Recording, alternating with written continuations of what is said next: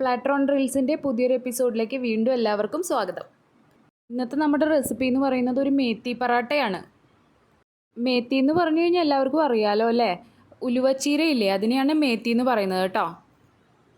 ഇത് നമുക്ക് lunch box recipe ആയിട്ടോ ബ്രേക്ക്ഫാസ്റ്റ് ആയിട്ടോ ഡിന്നറായിട്ടോ എങ്ങനെ വേണമെങ്കിൽ സെർവ് ചെയ്യാം. അപ്പോൾ നമുക്കിതിൻ്റെ ഇൻഗ്രീഡിയൻസിലേക്ക് പോവാം. നമുക്ക് ആദ്യം വേണ്ടത് 1.5 കപ്പ് ആട്ടയാണ്. പിന്നെ വേണ്ടത് മേത്തി ലീവ്സ് അല്ലെങ്കിൽ ഉലുവ ചീര. ഞാനിവിടെ എടുത്തിരിക്കുന്നത് 2 ചെറിയ ബഞ്ച് ചീരയാണ്. മേത്തി നന്നായി കഴുകി വൃത്തിയാക്കി വളരെ ചെറുതായിട്ട് വേണം അരിഞ്ഞു വെക്കാനായിട്ട്.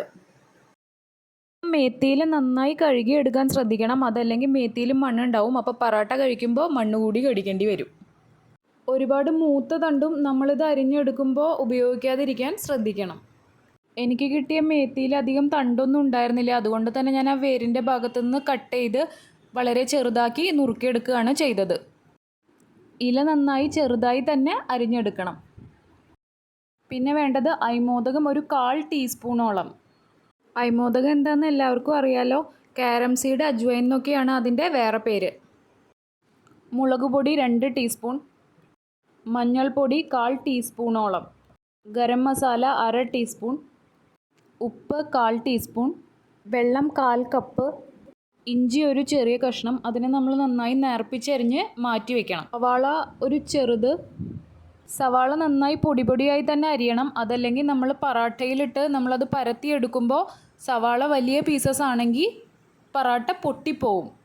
പറാട്ടയിൽ പരട്ടുന്നതിനായിട്ട് ബട്ടറോ നെയ്യോ. ഇൻഗ്രീഡിയൻസ് എല്ലാം എടുത്ത ശേഷം നമുക്ക് മാവ് കുഴച്ചെടുക്കാം. ഇതിനായി അത്യാവശ്യം വലിപ്പമുള്ളൊരു പാത്രം എടുത്ത് അതിലേക്ക് ആട്ട, മുളക് പൊടി, മഞ്ഞൾപ്പൊടി, ഗരം മസാല, ഉപ്പ്, കാരം സീഡ്, ഇഞ്ചി എന്നിവ ചേർക്കണം.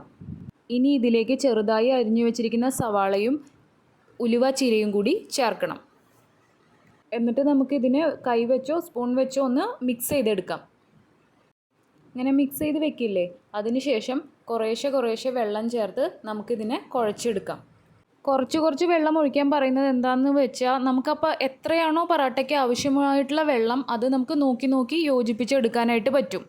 ഒറ്റ പ്രാവശ്യം തന്നെ നമ്മൾ എല്ലാ വെള്ളം കൂടി ഒഴിക്കുകയാണെങ്കിൽ ചിലപ്പോൾ ആട്ടയുടെ സ്വഭാവം അനുസരിച്ച് ചില ആട്ടയ്ക്ക് കൂടുതൽ വെള്ളം വേണ്ടി വരും, ചില ആട്ടയ്ക്ക് കുറവ് വെള്ളം വേണ്ടി വരും. പിന്നെ ചിലപ്പോൾ കൂടിപ്പോയി നമുക്ക് പിന്നെയും ആട്ട പൗഡറൊക്കെ ചേർത്ത് വീണ്ടും മിക്സ് ചെയ്ത് എടുക്കേണ്ടതായിട്ട് വരും. ഇനിയിപ്പോൾ കുറച്ച് വെള്ളം കൂടിപ്പോയെന്ന് വെച്ചാൽ ടെൻഷൻ ആവുമൊന്നും വേണ്ട, കുറച്ചും കൂടിയും വീറ്റ് ഫ്ലോർ ചേർത്ത് നമുക്ക് അത് ശരിയാക്കി എടുക്കാൻ പറ്റും. എനിക്കിവിടെ 1/4 ഗ്ലാസ് വെള്ളമാണ് വേണ്ടി വന്നത്. മാവ് കുഴയ്ക്കുമ്പോൾ ഒരല്പം വലിയ പാത്രം തന്നെ എടുക്കാൻ നോക്കണം, അപ്പോൾ നമുക്ക് മാവ് കുഴച്ചെടുക്കുമ്പോൾ എളുപ്പത്തിൽ കുഴച്ചെടുക്കാനായിട്ടും പറ്റും. മാവ് കുഴച്ചെടുക്കുമ്പോൾ നന്നായി അമർത്തി തന്നെ അതിനെ കുഴച്ചെടുക്കാൻ നോക്കുക. അപ്പോൾ എല്ലാം കൂടി നന്നായി മിക്സ് ചെയ്ത് ഫ്ലേവേഴ്സ് എല്ലായിടത്തും എത്തുകയും ചെയ്യും. നമ്മുടെ ആട്ട ഇവിടെ കുഴച്ച് ബോൾ പോലെ റെഡിയാക്കി വെച്ചിട്ടുണ്ട്. ഇനി നമുക്ക് ഇതിനൊരു 30 മിനിറ്റോളം റെസ്റ്റ് ചെയ്യാനായിട്ട് മാറ്റി വയ്ക്കാം. 30 മിനിറ്റിന് ശേഷം ചെറിയ ബോളുകളാക്കിയിട്ട് നമുക്കിത് ചുടാനായി പരത്തിയെടുക്കാം. ആട്ട നമുക്ക് നമ്മുടെ ഇഷ്ടമുള്ള ഷേപ്പിൽ പരത്തിയെടുക്കാം കേട്ടോ. ഞാനിപ്പോൾ ഇവിടെ നിങ്ങൾക്ക് 2 ഷേപ്പ് കാണിച്ചു തരാം. ഒന്ന് വട്ടത്തിൽ തന്നെയാണ് പരത്തുന്നത്. അതിനായിട്ട് നമ്മൾ കുഴച്ച് വെച്ചിരിക്കുന്ന ആട്ടയിൽ നിന്ന് ഒരു പോർഷൻ എടുത്ത് ഒരു ബോളാക്കി ഉരുട്ടിയെടുക്കുക. എന്നിട്ട് റൊട്ടിപ്പൊടിയിൽ മുക്കിയിട്ട് ചപ്പാത്തി പലകയിൽ വെച്ച് ഒന്ന് ചെറുതായിട്ടൊന്ന് അമർത്തുക. ചെറുതായി പ്രസ് ചെയ്ത് തന്നെ നമുക്കതിനൊരു റൗണ്ട് ഷേപ്പായിട്ട് എടുക്കാം. എന്നിട്ടൊരു റോളിംഗ് പിൻ ഉപയോഗിച്ച് പതുക്കെ നമുക്കിതിനെ പരത്തിയെടുക്കാം. അപ്പോൾ അങ്ങനെ പരത്തുമ്പോൾ ചിലപ്പോൾ ഒട്ടിപ്പിടിക്കുന്ന പോലെ തോന്നും. അപ്പോൾ അങ്ങനെ ആകുമ്പോൾ എന്ത് ചെയ്യണമെന്ന് വെച്ച് കഴിഞ്ഞാൽ കുറച്ചുകൂടി പൊടി തൂവി ഒന്ന് തടവിയെടുക്കുക. എന്നിട്ട് വീണ്ടും റോളിംഗ് പിൻ ഉപയോഗിച്ച് റൗണ്ടായി നമുക്ക് പരത്തിയെടുക്കാം. ഇനി അടുത്ത പറാട്ട നമുക്കൊരു ത്രികോണാകൃതിയിൽ പരത്തിയെടുക്കാം. അതിനായിട്ട് വീണ്ടും ഒരു ആട്ടയുടെ ഉരുള കൂടി എടുത്ത് ആദ്യം വട്ടത്തിൽ പരത്തുക. അതിനുശേഷം അതിൻ്റെ നടുമടക്കിയെടുത്ത് അറ്റങ്ങൾ നന്നായി പ്രസ് ചെയ്ത് യോജിപ്പിക്കുക. എന്നിട്ട് രണ്ടാമതും ഒന്നുകൂടി ഫോൾഡ് ചെയ്യുക. വീണ്ടും അതിൻ്റെ എല്ലാ എൻഡ് പോർഷൻസും സൈഡും ഒക്കെ നന്നായി പ്രസ് ചെയ്ത് കൊടുത്തു വിടുക. അതിനുശേഷം ചപ്പാത്തി പലകയിൽ പൊടി തൂവിയിട്ട് നമുക്കിതിനെ പതുക്കെ പരത്തിയെടുക്കാം.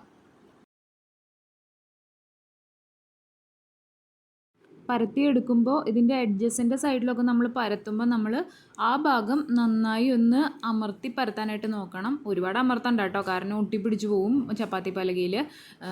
എന്നാലും അത്യാവശ്യം ഒരു ചെറിയൊരു പ്രസ് കൊടുത്ത് വേണം നമ്മളത് പരത്തിയെടുക്കാനായിട്ട്. പിന്നെ ആദ്യത്തെ പൊറോട്ട ചെയ്ത പോലെ തന്നെ തിരിച്ചും മറിച്ചും ഇട്ട് ഓരോ സൈഡിലേക്കും പരത്തി എടുത്തു കഴിഞ്ഞാൽ നമ്മുടെ ട്രയാങ്കിൾ പൊറോട്ട റെഡിയായി. പൊറോട്ട നമുക്ക് പരത്തുന്നതിനോടൊപ്പം തന്നെ ചുട്ടെടുക്കാം, അതല്ലെങ്കിൽ നമുക്ക് ആദ്യമേ തന്നെ പരത്തി വെച്ച് അതിന് ശേഷവും ചുട്ടെടുക്കാം. എങ്ങനെയാണ് നമ്മുടെ സൗകര്യം എന്ന് വെച്ച് കഴിഞ്ഞാൽ അതിനനുസരിച്ചിട്ട് ചെയ്താൽ മതി. അപ്പോൾ ഇതാ നമ്മുടെ ട്രയാങ്കിൾ പൊറോട്ടയും ഇവിടെ റെഡി ആയിട്ടുണ്ട്.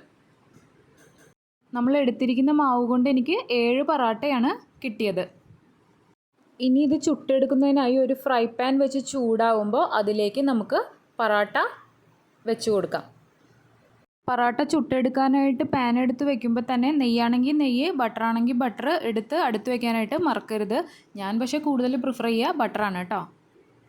പിന്നെ ചൂടായ പാനിലേക്ക് ഇട്ട പൊറോട്ട അങ്ങോട്ടും ഇങ്ങോട്ടും തിരിച്ചും മറിച്ചും ഇട്ട് വേണം വേവിച്ചെടുക്കാനായിട്ട്.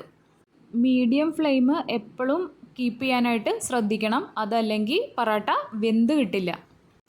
ഏകദേശം 5 മിനിറ്റോളമാണ് ഒരു പൊറോട്ട വേവാനായിട്ട് എനിക്കെടുത്ത സമയം.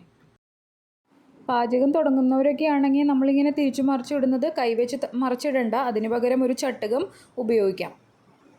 ഇങ്ങനെ തിരിച്ചും മറിച്ചും ഇട്ട് പൊറോട്ട വേവിച്ചെടുക്കുമ്പോൾ അതിൽ ബ്രൗൺ ഷെയ്ഡഡ് ആയിട്ടുള്ള കുഞ്ഞു കുഞ്ഞു കുമിളകൾ വരുന്നതായിട്ട് കാണാം. ഇങ്ങനെ ബ്രൗൺ ഷെയ്ഡ് വന്ന് തുടങ്ങുമ്പോൾ നമുക്ക് ബട്ടർ എടുത്ത് 2 സൈഡിലും തേച്ച് പിടിപ്പിക്കാം. ബട്ടർ തേച്ച് പിടിപ്പിച്ചതിന് ശേഷം നമുക്ക് 2 ഭാഗവും ഒരു ചട്ടുകം വെച്ച് പ്രസ് ചെയ്ത് വേവിച്ച് എടുക്കാം. ഇതുപോലെ തന്നെ ബാക്കി പൊറോട്ട കൂടി നമുക്ക് വേവിച്ചെടുക്കാം. അപ്പം നമ്മുടെ വളരെ സോഫ്റ്റ് ആയിട്ടുള്ള നല്ല സ്വാദുള്ള മേത്തി പൊറോട്ട റെഡിയായി. ഇത് നമുക്ക് പുളിയില്ലാത്ത നല്ല കട്ടി തൈരിൻ്റെയും അച്ചാറിൻ്റെയും കൂടെ സെർവ് ചെയ്യാം. കുട്ടികൾക്കൊക്കെ ഭയങ്കര ഇഷ്ടമുള്ള കാര്യമാണ് ബട്ടർ എന്ന് പറയുന്നത്. അപ്പോൾ ആവശ്യമെങ്കിൽ ഓൾറെഡി നമ്മൾ ബട്ടർ ഇട്ടിട്ടുണ്ട്, എന്നാലും ഇതിൻ്റെ മുകളിൽ വീണ്ടും ബട്ടർ തേച്ച് ഉപയോഗിക്കാം. അപ്പോൾ വീണ്ടും മറ്റൊരു റെസിപ്പിയുമായി കാണുന്നത് വരെ ഞാൻ ബിനു സൈനിങ് ഓഫ്.